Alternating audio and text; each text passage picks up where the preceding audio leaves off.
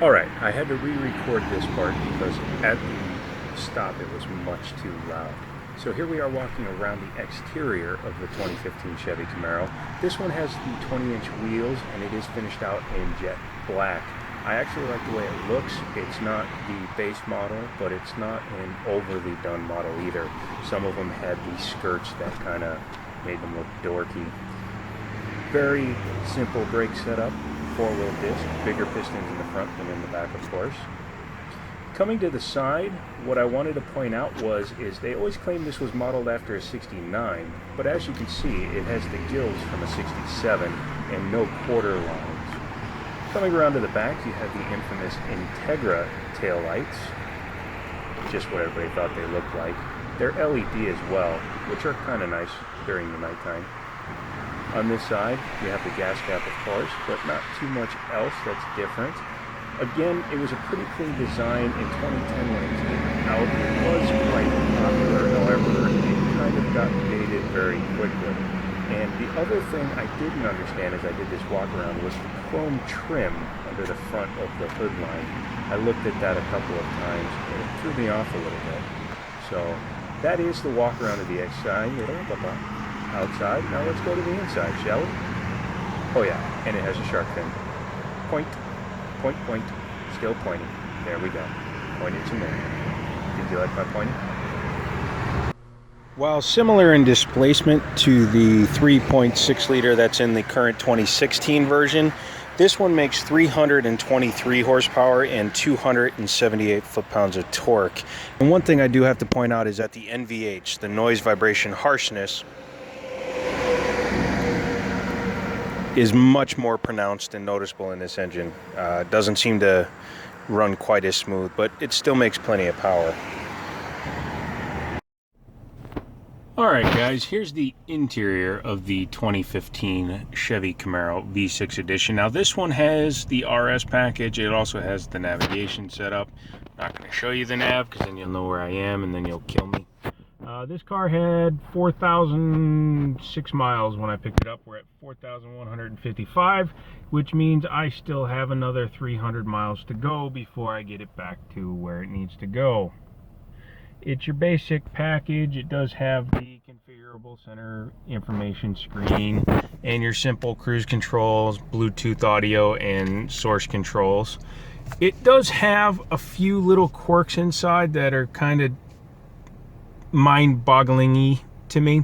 Number one is the location of the steering wheel, the location of the headlight switch, because as you can see, when you're sitting here in a steering position, you really can't see the light, but that's a minor niggle. I'm okay with that. One other thing are these little buttons.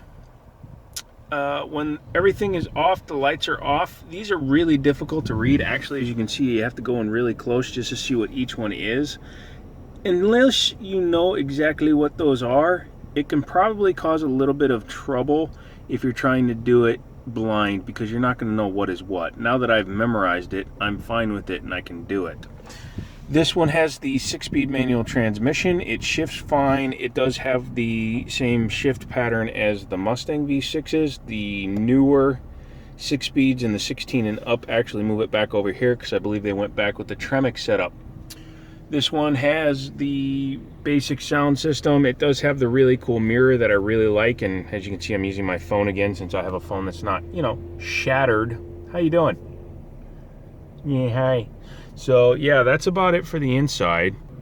Two things with the 2015, or basically 2010 to 2015 style car, is this comically large e-brake that this thing has. I mean, it basically is humongous and I feel weird doing it. It's almost like it's in a drift car.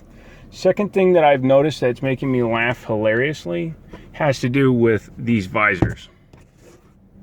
Look at this. And then they don't slide, so that's how much coverage you get. That's it. Which means absolutely nothing because of how low the roof line is on this car and how high the belt line is, that you actually get no use for these sun visors. I don't know if they're illegally supposed to be on the vehicle and that's why this thing has it, but yeah, as you can see, without without, with. And by the way, unless you're driving directly into the sun, this visor does nothing. So that was a weird design flaw, and it's luckily gone now. So just thought I'd point that out. So being that this is a 2015 car, it no longer has the pop-out key. As you recall, during GM's ignition recall problems, sorry, I didn't mean to make a joke.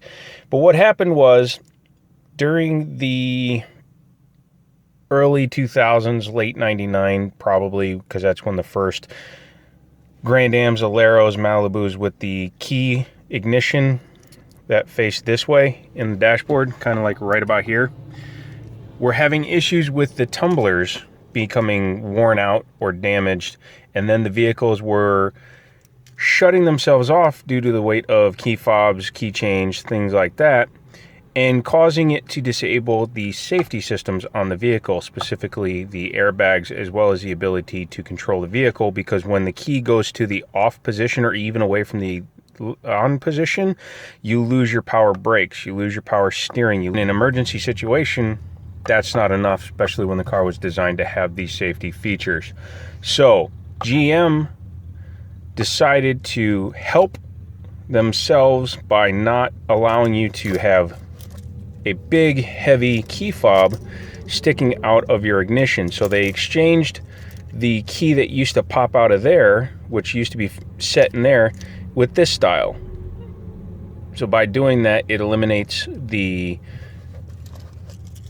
not insubstantial weight that was hanging off the end. Now they also suggest, and it's something I would suggest, especially if you still have your original ignition system in your Chevrolet GM vehicle. Number one, check and see if it was part of the recall. Number two, get this set up. And number three, if you have any questions about whether or not your ignition is causing problems, take everything off your keychain and just have the ignition key on a separate ring that you can easily remove. Use something like a carbiner. What I mean by a carbiner, and if you bear with me for 2 seconds, I will pull one out of my pocket. This is a carbiner. It's not a real rock climbing carbiner. It's just a cheap one that you can pick up at auto parts stores for holding keys and whatnot. And that's what I do. That's what I have on my car key. Now, as you can see, my car key is completely separate. If I don't like the carbiner being on it, I can just pop the car key off. And the only reason this second one is on there is because me being the ginormous idiot I am, I lost my other keys. So these are the ones I have to make copies of. But normally I have one carbiner, this one, along with my keys in the ignition of my Mustang. Because my car has the ignition like this, which is the standard just like this Camaro does, it doesn't suffer from the same potential issues that the ones that have the ignition that goes onto the face of the dashboard have, in which you have to turn the key this way to start the vehicle. I know it sounds absolutely stupid and it makes no sense, especially if you own a Porsche or a Jaguar or anything that already has that style key on it, because you're probably accustomed to doing that. But most domestic products up until that point had a traditional key cylinder. So the minute they put it on the front of the dashboard down there, people were putting their keys in and they were twisting them at a weird angle, and that puts torque on it, and that's what was damaging the cylinders. Granted, they were using really cheap cylinders at the time too, so that was part of it, but that increased torque at an angle exacerbated the failure rate. And it's not just GM products that had that problem. If you look at Chrysler 300s and Dodge Chargers from the first year of manufacture, you will see a lot of them have had replacement keys made already, because the key actually will snap off, because people, again, are not used to turning it this way. They're used to turning it this way, so they're putting the wrong kind of torque on it. And when you're catching on the tumblers, it can cause you to twist the key the wrong way, which can fatigue it and eventually cause it to break. So that's why they have these keys in GM vehicles. Is it a bad thing? No. Does it look ugly? A little bit, yeah, but I'd rather have something that looks ugly and works well than have something that looks beautiful and kills people. So that's your choice. Okay, one thing I forgot to mention in the video when I was filming it yesterday is blind spots. Yes, this vehicle is the blind spot. And it's not as bad as people insinuate, but it is very bad. On the way down from Massachusetts yesterday, I literally was losing Suburbans in the blind spot of this car.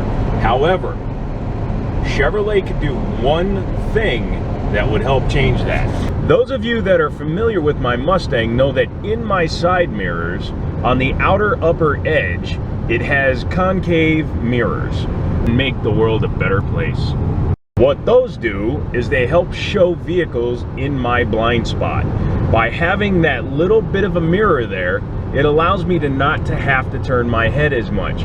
Granted, the blind spot is much worse in this car, but that one little addition of that one little piece of mirror would actually solve about 80% of the gripes I have with the blind spot in this car. Now, not everybody likes those mirrors because they claim that they can't see as much because the mirrors are blocking part of it when you have the blind spot mirror on there, but it doesn't really matter. As soon as you get used to it, you never even notice it anymore.